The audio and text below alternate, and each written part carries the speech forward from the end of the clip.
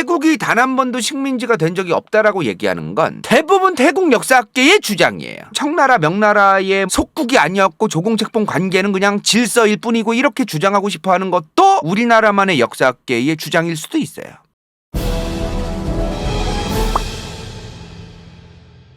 자, 태국! 도대체 태국은 어떻게 단 한 번도 식민지가 된 적이 없다고 본인들이 스스로 주장하고 있는 것인가? 태국이 단 한 번도 식민지가 된 적이 없다라고 얘기하는 건 대부분 태국 역사학계의 주장이에요. 동아시아만의 특수한 외교관계라면서 동아시아에서는 식민지가 없었고 자주국이었고 청나라 명나라의 속국이 아니었고 조공책봉 관계는 그냥 질서일 뿐이고 이렇게 주장하고 싶어하는 것도 우리나라만의 역사학계의 주장일 수도 있어요. 가장 대표적인 게 원간섭기죠. 원간섭기. 몽골의 원나라가 고려시대 때 고려를 아예 먹어버리죠. 우리나라의 기존학자들, 오래된 제야사학자들 사이에서는 이 시기를 원간섭기. 명분은 대부분 이거죠. 부마국이다. 원나라 황제의 사위가 고려 사람이라서 부마국 대우를 해줬으니까 속국이 아니고 간섭을 받은 거일 뿐이다. 이제 이렇게 얘기하는 건데 말도 안 되는 개소리죠. 몽골이 특별히 고려 왕실의 어떤 왕자를 일부러 사위로 초이스해서 어쩌다 보니 데려간 것처럼 생각해서는 안 됩니다. 절대로. 원나라는 자기들이 먹었던 지역에 곳곳에 있었던 그 몇몇 국가들의 왕들을 일부러 데려갑니다. 그리고 몽골 사람이랑 일부러 결혼시켜요. 왜? 반란 일으킬까봐. 고려 왕이 어쩌다 보니까 어거지로 원나라의 여자랑 결혼을 했어. 자, 아들이 태어났어요. 원나라로부터 고려를 독립시켜야 된다면서 난리를 치고 반란을 일으킬 것 같습니까? 자기 할머니가 몽골 사람이고 자기 엄마가 몽골 사람이야. 근데 어떻게 이걸 반란을 일으키겠냐는 거예요. 그래서 사위로 삼았다라는 걸 우리는 좀 인정할 필요가 있습니다. 근데 거기서 무슨 부마국 드립을 쳐요. 부르기만 부마국이라고 부르는 거죠. 큰 의미 부여를 할 필요가 별로 없다. 태국은 단 한 번도 식민 지배를 받은 적이 없는 나라다. 태국의 역사학계에서만 대부분 주장하는 얘기라고 했습니다. 그죠? 이런 주장들이 웬만하면 좀 사라질 필요가 있는 것 같아요. 태국이 명토가 굉장히 넓은 나라입니다. 여기 보면은 남한 면적이 이렇게 있는데 태국이 요렇게 있습니다. 그죠? 굉장히 큰 나라입니다. 남한의 5배입니다. 약 51만 제곱킬로미터예요. 남한이 10만 제곱킬로미터니까 인구가 현재 약 한 7천만 명대예요. 현재 민족의 대부분의 구성이 타이족입니다. 태국 쪽 아니면 그 외에 뭐 화교, 기타, 말레이족, 크메르족, 카렌족 이런 소수민족들이 또 기타 등등 있고요. 지금 태국에서 저런 민족들이 다양하게 있다라는 게 뭘 의미하는 거예요? 자기들끼리도 분쟁이나 갈등 같은 게 있었기도 했겠지만 또 달리 말하면 다양한 국가랑 붙어 있었다는 얘기입니다. 다른 나라에 있는 여러 민족들이 태국으로 들어올 여지가 많은 다양한 국가들과 붙어 있어가지고 역사적으로 다양한 국가들과 티격태격하면서 살아왔다는 그런 역사를 의미하는 거죠. 달리 말하면 전쟁도 다른 나라랑 많이 있어왔다는 것이고 침략도 자기들이 가기도 많이 갔을 것이고 침략을 본인들이 많이 당하기도 했겠죠. 지금 근데 태국은 소수민족들 일단 무시하고요. 대다수를 차지하는 타이족 태국 사람들 위주로만 역사를 서술하고 있고 타이족 위주로만 역사를 설명하려고 하고 있습니다. 다민족 국가일수록 그러면 안 되거든요. 다민족 국가들일수록 특정 다수를 차지하고 있는 민족 위주로만 역사를 풀어가다 보면 다른 민족들이 그거에 대해서 불만을 표시합니다. 앞으로 대한민국도 마찬가지겠지만 결국에는 다문화나 다민족 국가가 될 가능성이 높습니다. 인건비 같은 것 때문에 아니면 인력난 때문에 3D 업종을 기피하는 것 때문에 여러 가지 이유 때문에도 다른 나라 사람들의 이민자들을 받아들일 수밖에 없어요. 수많은 국가들이. 그리고 앞으로 역사가 흘러가면 흘러갈수록 다양한 국가의 사람들이 특정 국가로 들어가게 되는 거는 당연한 사실입니다. 그죠? 조선은 그러기가 어려웠죠. 굉장히 폐쇄적인 국가였기 때문에. 지금은 폐쇄적으로 하면은 나라가 굴러가지를 못합니다. 근데 그거를 대비해야 하는데 그거를 대비하지 않고 자기들 멋대로 이제 역사를 서술하고 그러면 안 되는 거죠. 다민족 다문화 국가일수록 특정 원주민 우리가 한민족이라고 생각하는 이 한국 사람들 위주로만 역사를 자기들 멋대로 이제 서술하거나 자기들 멋대로 그걸 분석하거나 자기들 멋대로 설명만 하고 있고 국뽕만 얘기하다 보면은 나중 가서 다민족과 다문화 국가가 됐을 때 국민들의 분열은 기정사실화라고 저는 생각하는 편이거든요. 물론 태국에서 지금 소수민족들하고 뒤져라 싸우는 건 아니지만 웬만하면 안 그러는 게 좋습니다. 그래서 저희가 이번에 태국 역사를 조사하면서 조금 놀라웠던 건 뭐냐면 한 1300,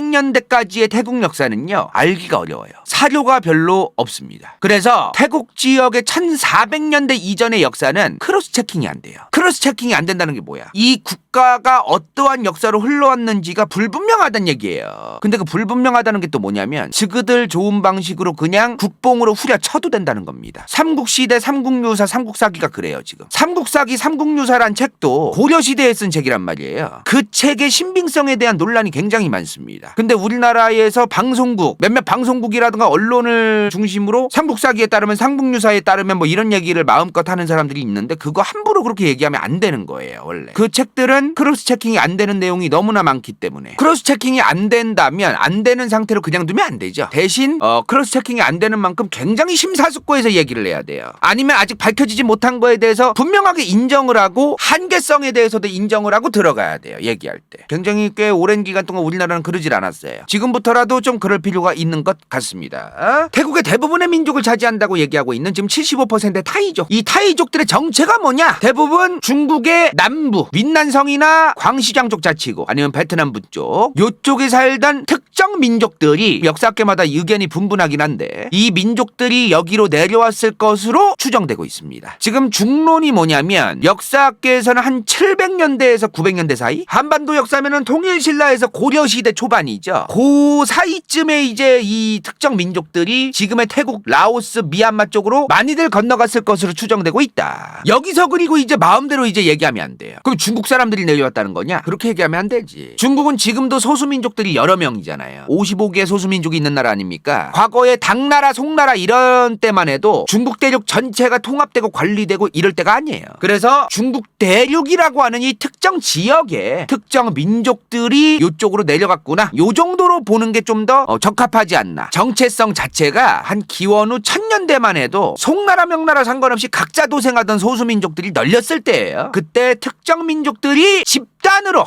태국으로 이주를 했을 것으로 추정되고 있다. 중국 당나라 역사문헌 같은 거 보면은 한 기원 후 700년대 그때쯤에 당나라가 이제 중국 남부에 있던 소수민족들의 반란과 쿠데타들을 진압하고 조지려고 난리가 났었다. 당나라에 흡수되기 싫었던 소수민족들이었을 것으로 추정되는데 이 양반들이 그 당나라가 조져될 때 같아가지고 이제 그냥 열로 내려왔을 가능성이 굉장히 높다. 내가 다시 한번 얘기하지만 이것도 추정이다. 근데 이게 또 언어학적인 뭐가 있대요. 언어학. 언어 체계가 비슷비슷한 국가들이 지금 여러 사람들이 있어요. 태국 사람들이 쓰는 태국어가 크라다이 어족이래. 크라다이 어족. 근데 이 크라다이 어족의 언어에 포함되는 언어가 지금 라오스의 라오족 그리고 미얀마의 샨족이라는 소수민족이 있어요. 이 양반들이 쓰는 언어도 크라다이 어족 계의 언어를 써요.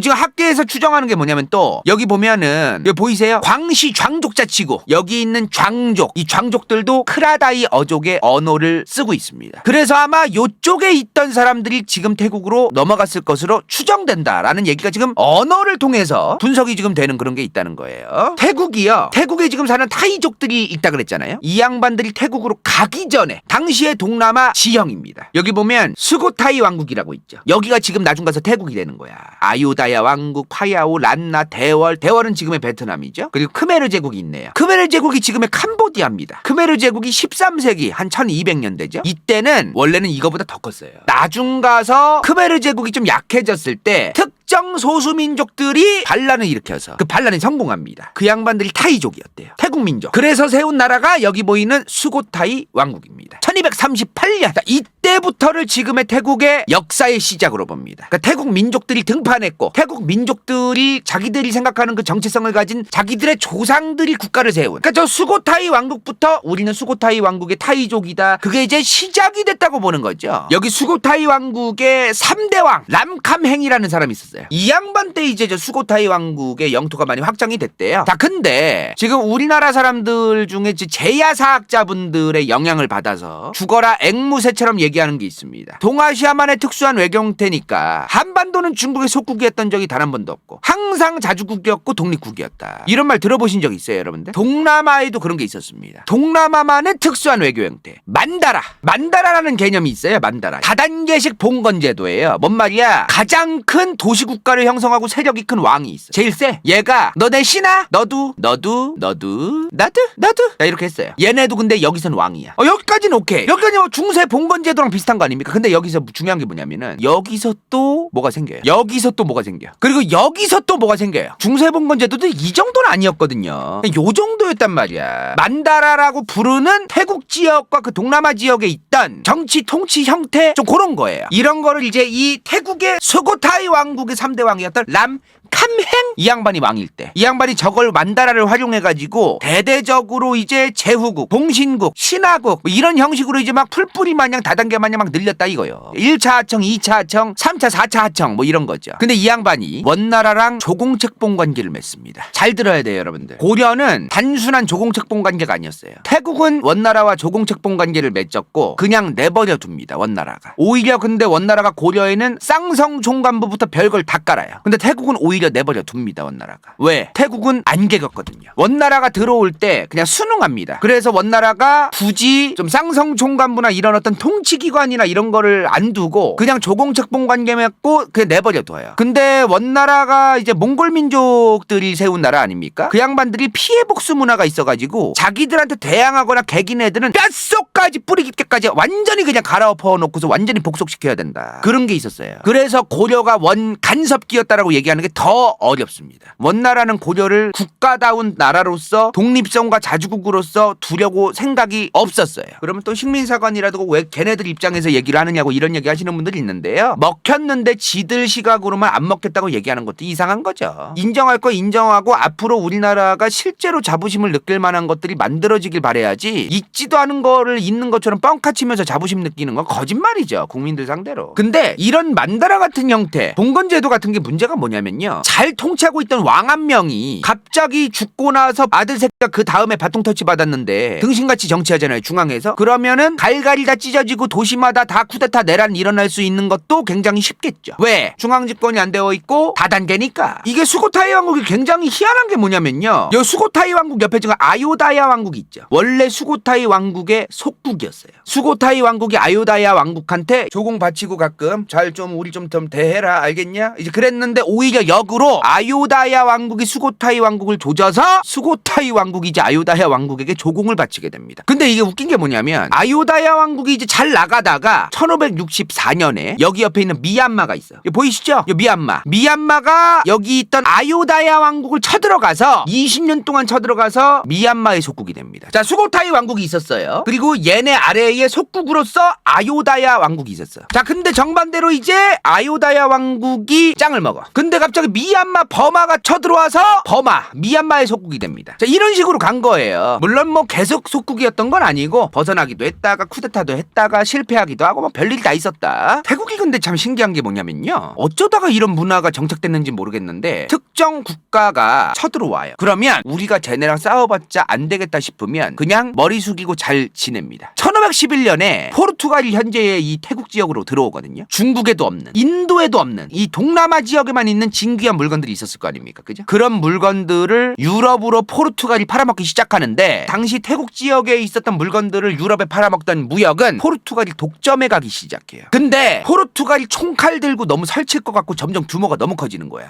나중에 그럼 요 동남아 지역에 있던 왕실 입장에서 왕들 입장에서는 포르투갈 얘네가 나중에 뭔 짓거리 할지 몰라. 불안하잖아요. 요 주변에서 설치고 다니려고 벼르고 있던 네덜란드를 데려옵니다. 그리고 나중 가서 이 네덜란드가 또 커질 것 같으니까 프랑스를 끌어들입니다. 이런 식으로 자기들의 나라를 지키기 위해서 서구 열강들끼리 서로 견제할 수 있게끔 일부러 끌어들이는 거예요. 물론 이거를 머리가 좋은 거는 맞는데 이걸 잘 써먹으면 좋은데 잘 안 통하면 또 됩니다. 청나라가 왜 망했어요? 수많은 서구 열강들이 다 들어와가지고 지금 망한 거 아니야? 아편전쟁 이후에 외세가 한둘이었습니까? 청나라에 들어온 서구 열강들이. 자, 그러다가 나중에 이제 프랑스가 들어왔다고 했잖아요. 자, 지금부터 원래 이 태국 지역에 있던 뭐 나라 이름들이 시대마다 다를 거 아닙니까? 근데 그냥 제가 태국이라고 얘기할게요. 너무 복잡하고 어려워요. 태국에 이제 프랑스가 들어왔다고 했잖아요. 프랑스가 갑자기 왕의 종교를 로마 가톨릭으로 바꾸게끔 만듭니다. 살살 꼬드겨요. 태국 왕이 그래서 실제로 로마 가톨릭으로 바꾸려고 하고 있었어요. 그리고 이 프랑스가 이 태국 지역 당시 이름이 아유타야 왕국입니다. 여기 전체를 프랑스가 지들 식민지로 만들려고 시도합니다. 이때가 1600년대 초반이에요. 임진왜란 끝난 지 얼마 안 됐을 때야. 근데 왕이 그걸 또 호응을 하는 거예요. 뭔가 이득이 있었대요. 당시에 태국 왕 입장에서도 프랑스 같은 서구열강 국가랑 친해져서 총이나 기술이나 이런 걸 받으면 우리 태국이 동남아에서 짱 먹을 수 있다. 이런 생각과 계산들도 있었던 거예요. 근데 당시에 태국에 있던 원로 귀족이 그거에 겐세이를 넣습니다. 이거는 아니다. 아니 씨부레 도대체 우리가 뭘 잘못했는데 왜 우리가 저 프랑스에게 좀먹혀가고 종교까지 무슨 듣도 보던 본 적 없는 지금 불교 국가에서 갑자기 로마 가톨릭이라는 종교로 바뀌냐고. 말이 되는 소리를 해라 이거를. 그래서 이 원로 귀족이 쿠데타를 일으킵니다. 그리고 쿠데타에 성공해요. 그리고 이 양반이 태국 안에서 태국 왕족, 태국 귀족 이런 사람들 중에 프랑스랑 친하게 지내려던 사람들 다 불러가지고 뭐가지 따버려요. 그리고 프랑스 군대까지 조져요. 다 이겨. 그 다음 네덜란드를 다시 불러옵니다. 프랑스 쳐내고 이제 네덜란드랑만 무역을 해요. 얘네는 우리 태국을 식민지화까지는 안 하려고 한다. 기술도 우리한테 주고 이런 여러 가지 우리한테 이득이 되는 나라니까 네덜란드랑만 무역을 할 거야. 다른 유럽 국가들 다른 나라랑은 무역을 안 하고. 당시에 근데 이 태국 원로 귀족이 운빨이 개쩔었던 거야. 솔직한 얘기로. 왜냐하면 프랑스가 1680, 90년대에 유럽에서 전쟁이 여러 개가 있었어요. 그러다 보니까 저 태국이 저 짓을 하고 원로 귀족이 쿠데타 일으킨 걸 못 막은 거예요. 프랑스도. 태국의 신경을 못 쓰고. 왜? 너무 멀어. 지금이야 여기에 수에즈 운하가 있지. 당시 수에즈 운하 없었죠. 자, 프랑스에서 이제 여기 아프리카 서부와 남부의 희망봉을 거쳐서 마다가스카르를 거쳐서 스리랑카를 거쳐서 가야 태국입니다. 여기서 터진 전쟁, 여기서 터진 쿠데타를 어떻게 진압하러 가겠어요? 당시에. 자, 그렇게 이제 태국 원로 귀족의 쿠데타가 성공하고 이제 태국이 이제 흘러가는데 그러거나 말거나요. 근데 태국은 당시에 프랑스가 문제가 아니었어요. 바로 옆에 있던 미얀마가 문제였습니다. 버마!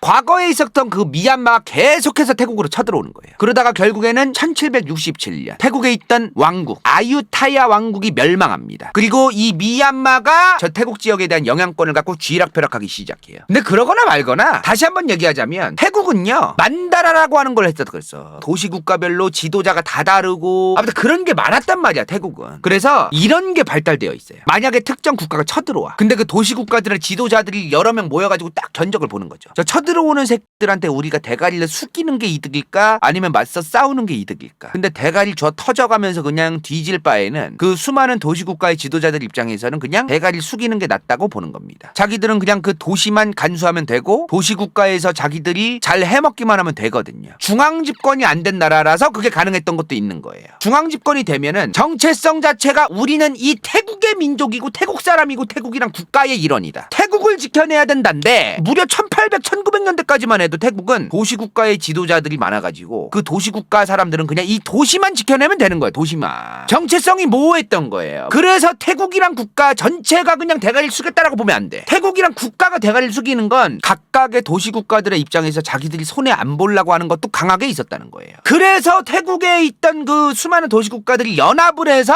머리 숙이자를 결정하고 이런 것도 있었다는 거. 그러니까 어찌됐든 미얀마가 이 태국 지역을 먹었습니다. 그죠? 근데 미얀마가 태국을 먹은 건 먹은 건데요. 한편으로 미얀마는 전쟁을 또 벌이고 있었습니다. 청나라랑 1700년대 후반이면 청나라의 황제가 누구예요?